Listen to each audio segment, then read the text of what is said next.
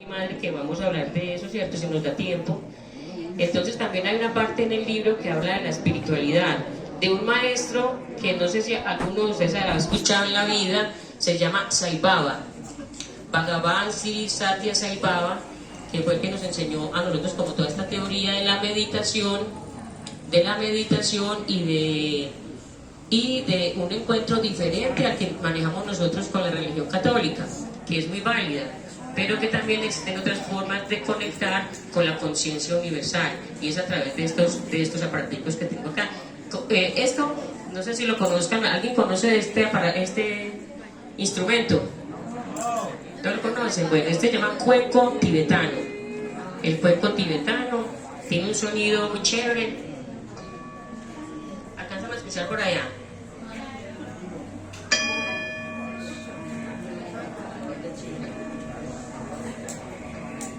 Este cuenco tibetano se emplea para entrar en meditación, como dijo Jennifer. Para entrar en meditación es muy chévere, y todos estos instrumentos también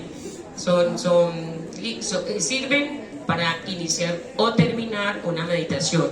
También tenemos en la tradición de los pueblos, también tenemos allí esa historia familiar, que cada capítulo es una historia distinta. Cuando ustedes lo lean se van a dar cuenta, pueden cogerlo en cualquier capítulo y tiene sentido completo. O sea, se puede leer por capítulos independientemente si es del principio a fin o del final hacia atrás. No tiene como cada uno es algo diferente. La resiliencia, ¿por qué?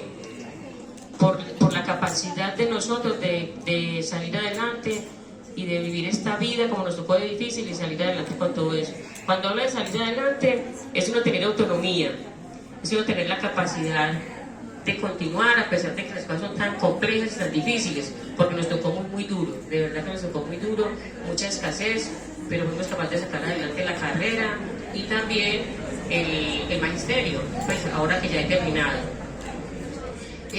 Honrar a la familia. También hay en el libro arte, el lápiz de grafito. Mi sobrino es un dibujante muy bueno, entonces quise también incluirlo dentro de la obra. Dibujó unos personajes que aparecen en la obra y ahí están, ¿cierto? Y también esa educación, la parte de la educación. ¿Ustedes se imaginan cómo era la educación en 1949, que fue cuando mi mamá empezó a estudiar? Si no se la imaginan, es como es ahora. Tiene poquitas diferencias porque la educación no ha evolucionado casi nada, no se ha transformado casi nada. Todavía tenemos filas, exámenes, una cantidad de cosas que se hacían anteriormente, pero se veían unas temáticas muy distintas. Por ejemplo, se veía puericultura. ¿Alguien sabe qué es eso? ¿Qué es puericultura? Las mujeres tenían que estudiar puericultura, los hombres no. El arte de criar niños y niñas. Los hombres no tenían que estudiar eso, las mujeres sí. Entonces era una educación diferente en algunas cosas, pero en esencia es casi que igual a la que vemos hoy en día. Lidia, bueno, cuando hablas de eso pienso en esas dificultades de esa época. Ahí en el libro se narra que incluso cuando estabas estudiando compartían un tinto entre dos, o sea, era a ese nivel incluso de no suplir ni siquiera como las necesidades básicas. Y pienso también en varios capítulos que hablan justamente de ese machismo de la época y cómo muchas mujeres se quejaban, pues incluso de la familia. Hay una parte en la que una de ellas dice como que no, si esta es la vida de la mujer yo no la quiero, ¿cierto? O sea, hace como esos cuestionamientos a pesar de que era lo que había que hacer en la época. Igual en esas mujeres estaba como esa inquietud, listo, y esta es la vida para las mujeres, criar hijos, y era empatando un embarazo con otro, casi que toda la vida o la mitad de la vida se la pasaron en embarazo, ¿no? En embarazo y levantando los niños. Mamá tenía 11. Entonces terminaba de hacer el desayuno y ya estaba pensando qué iba a hacer de almuerzo, y así. Y nosotros que éramos las mayorcitas teníamos que ayudar a bañar a los más chiquitos porque ella no era capaz, no daba esos roperos porque no había lavadora, no había lo que existe hoy en día, toda esa tecnología que nos ayuda en el hogar. En ese momento no lo había, entonces todo era a mano, todo había que hacerlo a mano. Les tocó muy duro, la verdad es que les tocó muy duro. Nosotros ahora estamos viviendo en la gloria. Nosotros ahora que tenemos un niño o dos, o un perrito o un gatito. Una parte también a propósito pues de ese tema de las mujeres, del tabú que había en esa época y que me parece que aún sigue habiendo, sobre todo el tema de salud menstrual. Entonces ahí se habla mucho de cómo las mujeres tenían que esconder las toallas higiénicas de los hombres, las enseñaban como a estar pues como ocultando que se menstruaba, incluso algunos niños no sabían que las mujeres menstruaban, o incluso algunas cuando les llegaba el periodo era esa sorpresa porque no les habían enseñado que iban a menstruar en algún momento. Era muy difícil. Y mamá todavía nos enseñaba a nosotros que teníamos que esconder las toallas, que los hombres no se pueden dar cuenta de eso. Y nos enseñaron a tener vergüenza de la menstruación, que es algo natural, que es algo bonito, que es algo sagrado en la mujer. Nadie más en el mundo tiene la capacidad de crear otro ser humano que la mujer, claro, con la ayuda del hombre, pero dentro del vientre de la mujer está todo lo sagrado.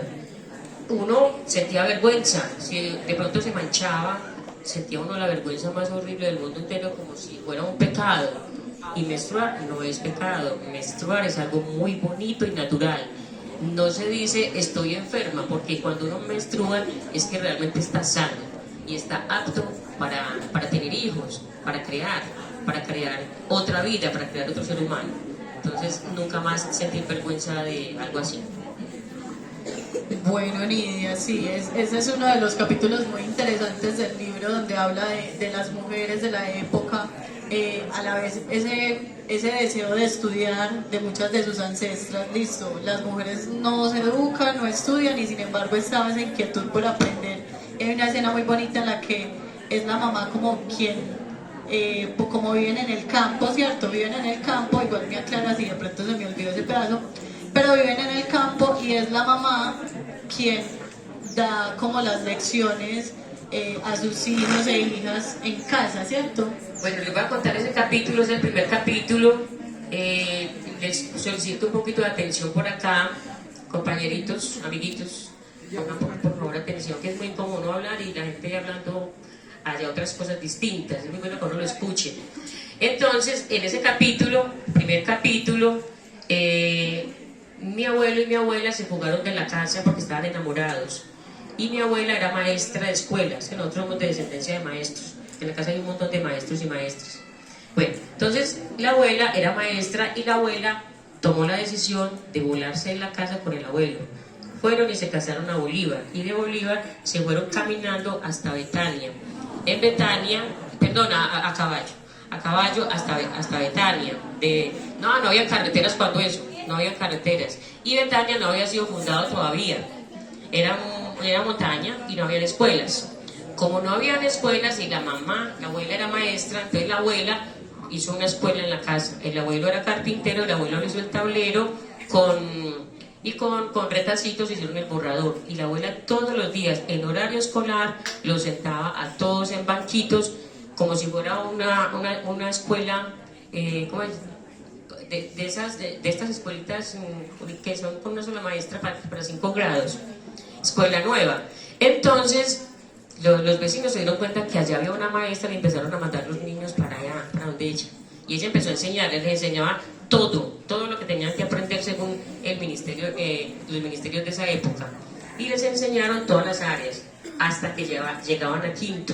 Cuando ya llegaban a quinto ya la abuela no podía seguir más, entonces les hacían un examen en las escuelas públicas de Jardín, de Jardín y Betania, y lo recibían en el grado sexto. Entonces así fue que estudiaron mi mamá y todos los hermanos de mi mamá en la casa, con un tablero en la casa, rústico, y con la abuela como maestra. Entonces esa fue la historia. Como a pesar de las adversidades le daban mucha importancia a esa educación, y qué bueno que la abuela era maestra y que pudo enseñarles. Incluso en esa época las mujeres que decidieran maternar, que decidieran casarse, no podían ejercer, ¿cierto? No podían ser docentes, hasta cierta época fue así. Sí, a ella le tocó renunciar al magisterio, porque tenían que ser señoritas en el sentido estricto de la palabra. Si ya no eran señoritas, si ya habían tenido hijos o se habían casado, ya tenían que abandonar el magisterio, y por eso fue que ella lo abandonó. Pero sin embargo, con el dinero que ganó en ese tiempo, ellos compraron un lote por allá en Betania, en las Travesías, construyeron una casa, la sobre todas esas historias de la familia de Nidia que, como les decía ahora, reflejan la vida de las familias del suroeste y muchas de nuestras familias. Yo quisiera que habláramos un poquito también de la portada del libro, de lo que significan estos símbolos en el libro. Bueno, la portada tiene un color violeta. El color violeta representa básicamente dos cosas. Es, por un lado, el feminismo, porque en el libro se habla del patriarcado también y de cómo era el momento para las mujeres, la época para las mujeres. Entonces, el color violeta surge, no sé, yo creo que Jennifer les debe haber contado, cuando por allá las mujeres se revolucionaron porque les tocaba trabajar 12 horas en una fábrica y empezaron a hacer huelgas. Y uno de los propietarios de una de las fábricas en Estados Unidos cerró la puerta con seguro, no porque estuvieran haciendo la revolución, la cerró. En ese momento hubo un incendio en la fábrica y se quemaron más de 100 mujeres vivas en esa fábrica, y eso llenó de ira a todo el mundo, a todas las mujeres del mundo, y el humo que salía de la fábrica era color violeta, porque allá se fabricaban textiles de colores que al fundirse con el fuego daban ese color. Entonces las mujeres lo tomamos como símbolo de lucha y de resistencia, ese color violeta, por un lado. Y por el otro, en la espiritualidad también se usa para decir que es la llama, la energía que transmuta la energía negativa en energía positiva, una llama violeta.